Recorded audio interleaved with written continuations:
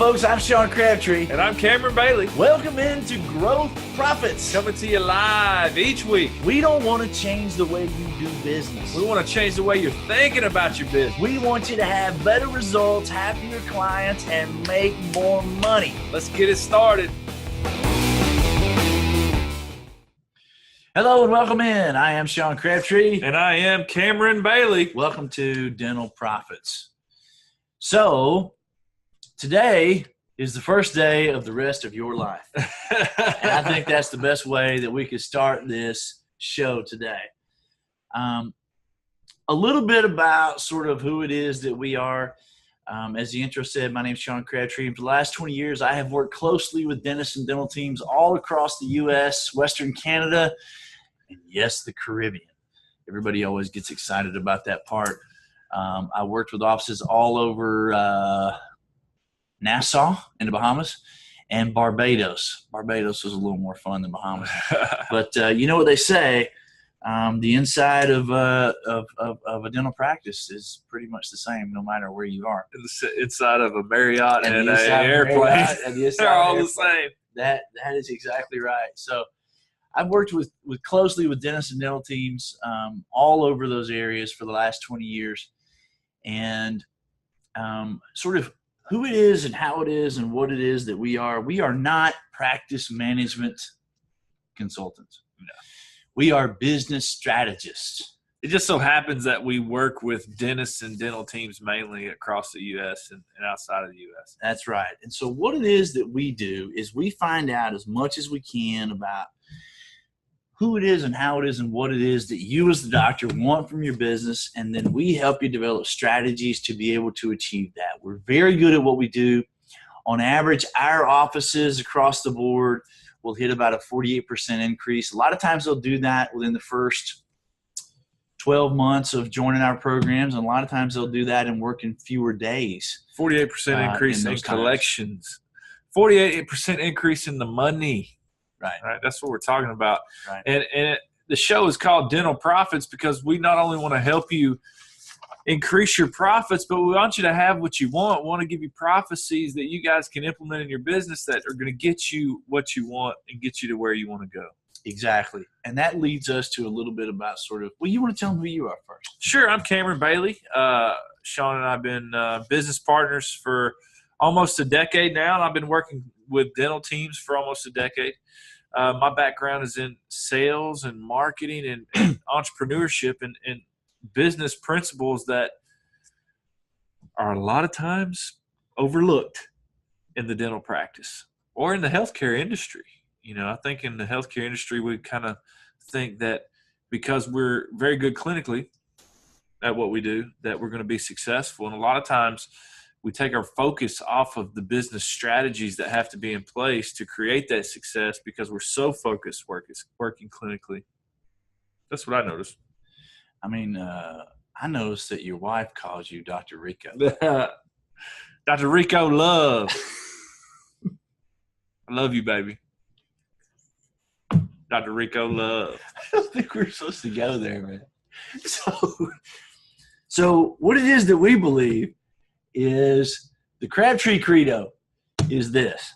It's tough to get past Dr. Rico Love, I got to be honest with you. So the Crabtree Credo is this. You must get control of the things that are within your ability to control, or the things beyond your control will ultimately control you. That's what we believe. That's what all of us at our team believes. There's a caveat to that. The caveat is this. Successful people understand that everything they desire is somehow, some way within their ability to control.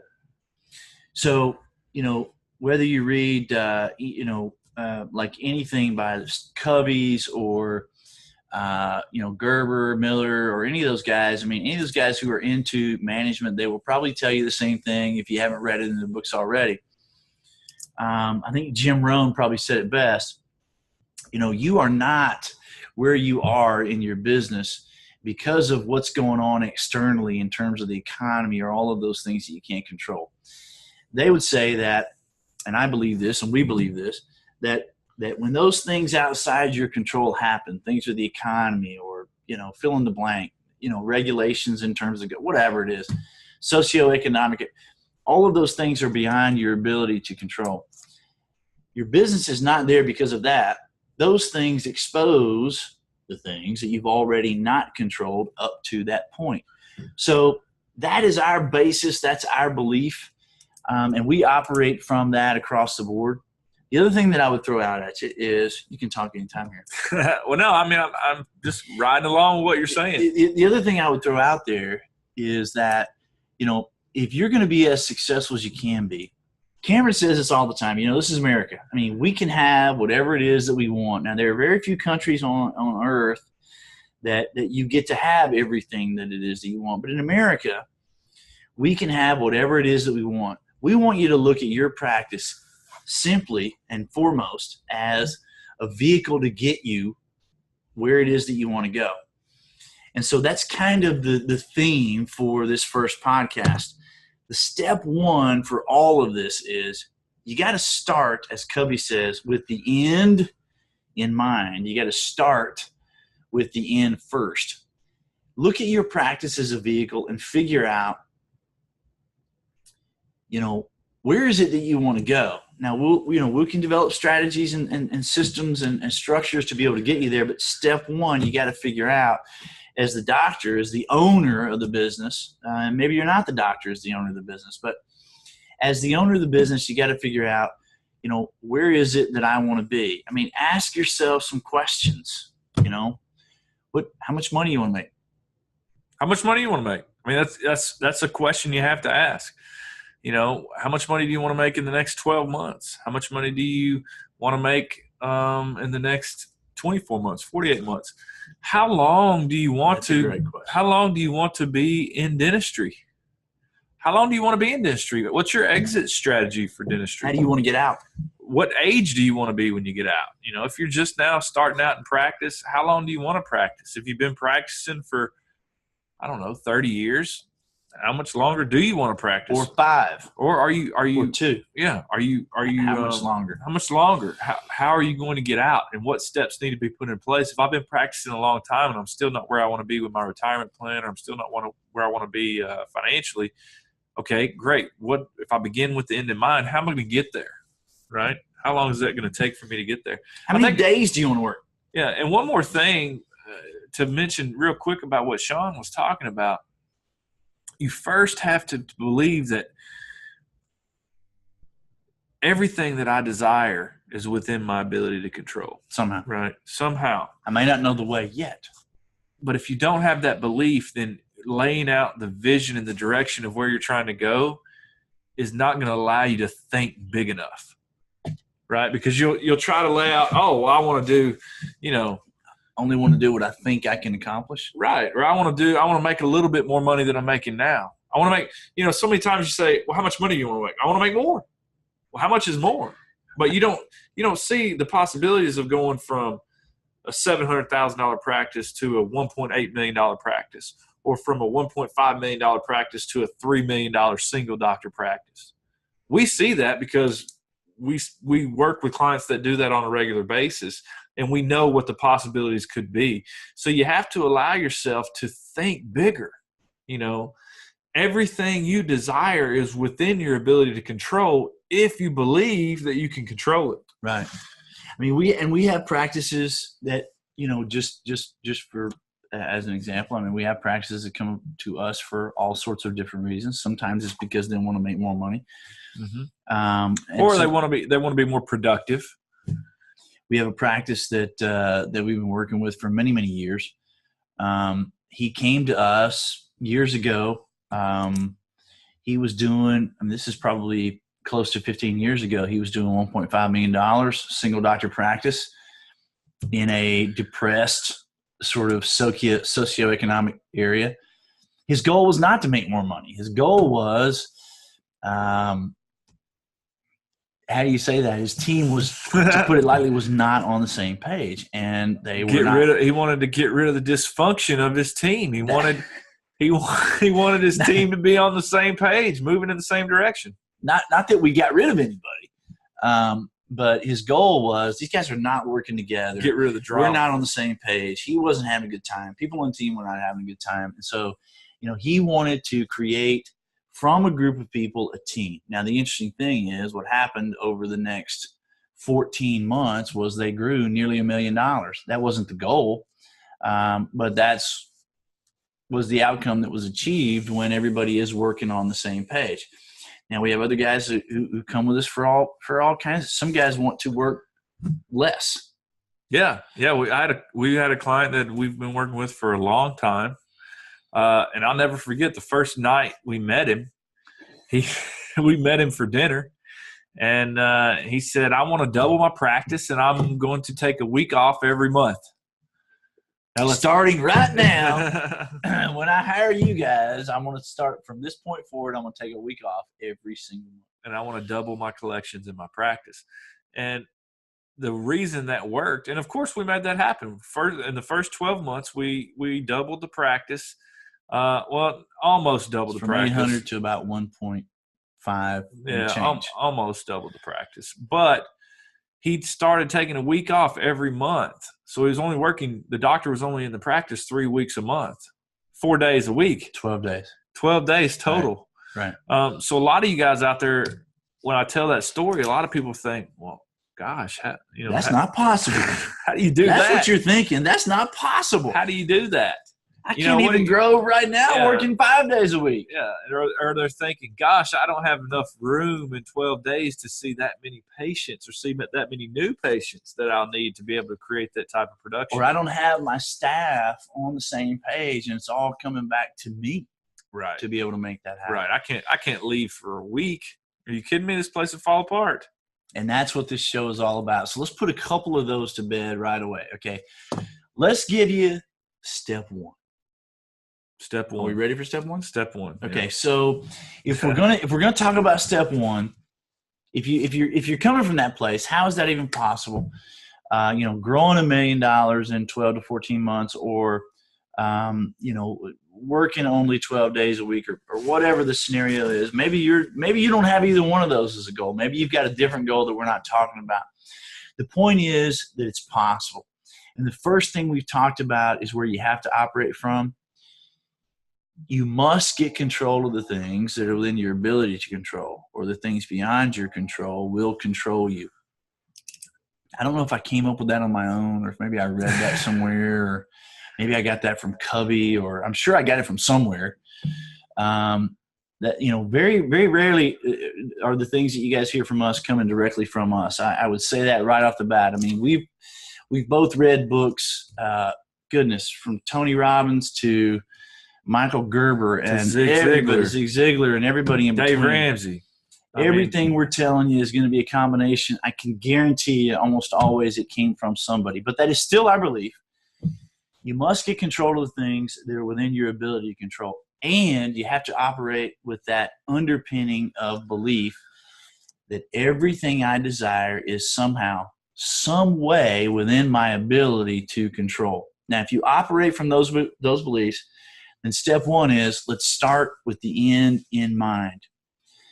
Let's talk about some questions that if I'm the owner of the business, what are some things that I need to be asking myself? Right. Well, we talked about already. We talked about how much money do I want to make? What kind of dentistry do I want to do? What kind of dentistry do I want to do? How many days do I want to do it in? Yeah. How many days do I want to work? What type of procedures do I most like? Right. And what type of procedures maybe do I want to learn? Maybe that'd be sleep apnea. The sleep apnea is a huge growing procedure that a lot of people are doing. Implants. Maybe I want to learn to do implants, place implants. So there's a lot of questions you have to ask that, how am I going to implement these in the practice? You don't want to ask yourself how. You want to ask what. Right. So some other questions. How comes later. Yeah, how comes later. We're not worried about how right now. We're worried about thinking big, baby. Right. We're worried about begin with the end in mind. There is no limits to what we can do. There is no limiting beliefs. I want to know what type of procedures do I want to do? What do I want my building or my physical plant area, my physical plant to look like? What do I want my team to look like? What do I want my reputation to be in the industry or in the area? Do I want to be known as in the marketplace? Do I want to be known as the go-to cosmetic dentist, or do I want to be known as the go-to implant specialist, or the go-to sleep apnea specialist, or ortho, or fill in the blank? Another one is, what do I want my patients to look like? Now, you know, to be able to figure out what I want my patients to look like, I need to know what kind of dentistry do I most want to do, because my patients are going to look different, right, depending on what it is that I want to do. And my patient base from an age standpoint, you know, if I'm wanting to do a lot of implant supported overdentures or implant supported dentures, then my age base that I'm going to be going for would be that I'm going to be marketing to. It might be a little bit, be a lot different than an ortho situation. So those types of questions, you gotta get a direction. If you're out there and you're working in your dental practice and you come in every day and you're just working and you're just putting your head down and doing the work, which a lot of you guys are, take the time to step away and figure out who is it and what is it that you want to be for this practice. What we're really talking about is begin to create a purpose. Now we got to take that to the next step, because if I'm clear, you know, I mean, this is America, and so if I want to do the cake first, I mean, I can do that. It's totally up to me. This is my business. What do you mean do the cake? What do you mean do the cake first? I can eat the cake first before I eat I can eat the dessert. That must be an older person's term. I don't know. Come on, man. That. I think I got that from Les. Les Brown? Les Brown, man. It says life is short. Eat the dessert. Oh, there you go. I like Les Brown. Yeah, I like Les Brown. Shout out to Les Brown.